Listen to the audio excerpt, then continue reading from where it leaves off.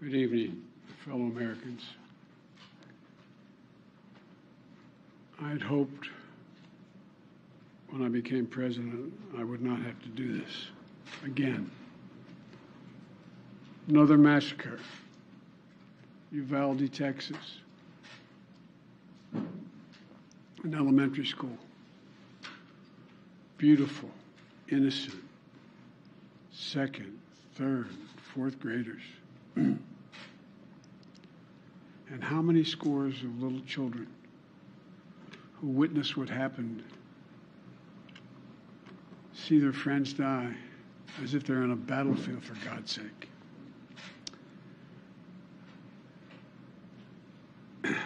They'll live with it the rest of their lives. There's a lot we don't know yet. There's a lot we do know. The parents who will never see their child again, never have them jump in bed and cuddle with them. Parents who will never be the same. To lose a child is like having a piece of your soul ripped away.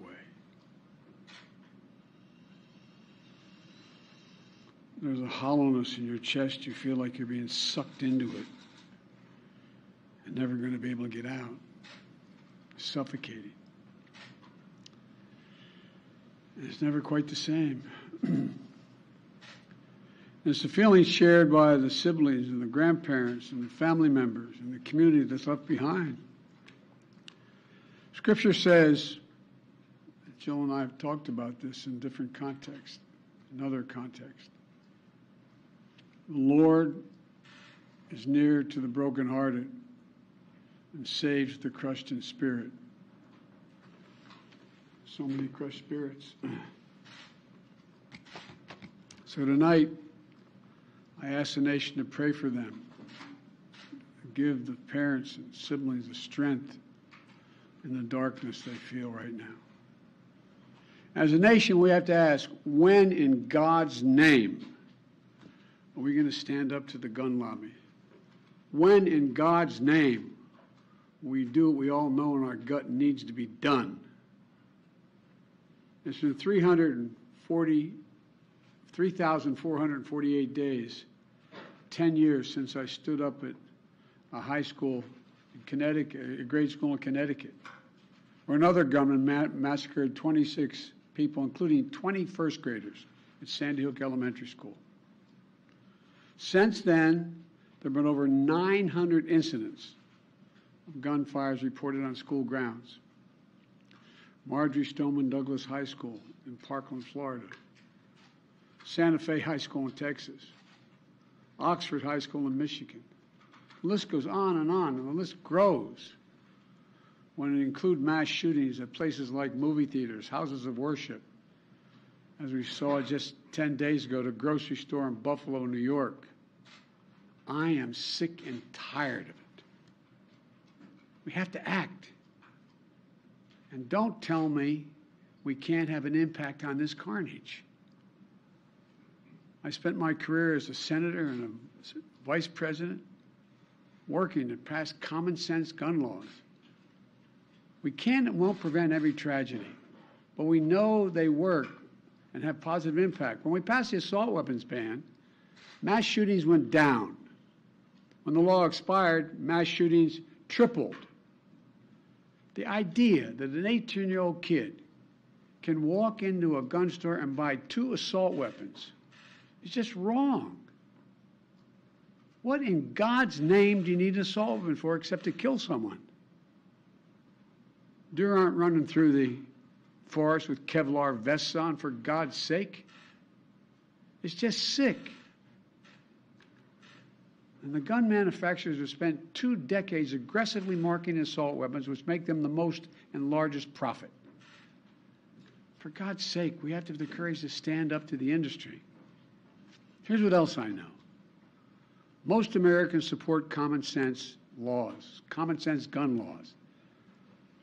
I just got off a trip from Asia, meeting with Asian leaders. And I learned of this while I was on the aircraft.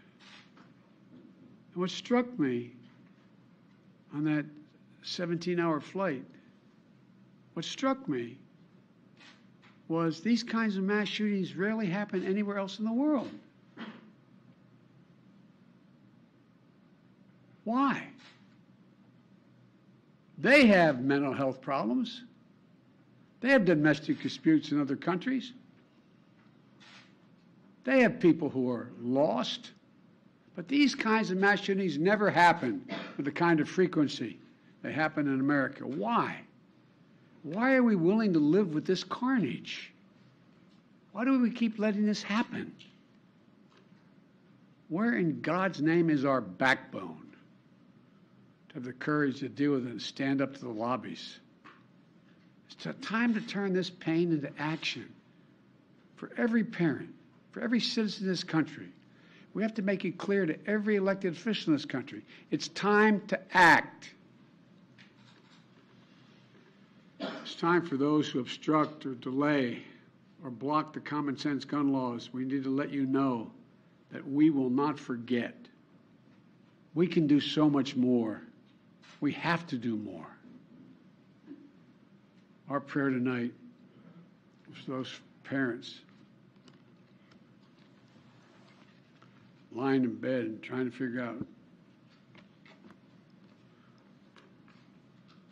will I be able to sleep again? What do I say to my other children? What happens tomorrow?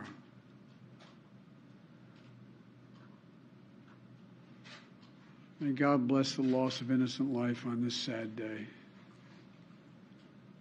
And may the Lord be near the brokenhearted and save those crushed in spirit, because they're going to need a lot of help and a lot of our prayers. God love you. Will you go to Texas, sir? Sir, will you go to Texas?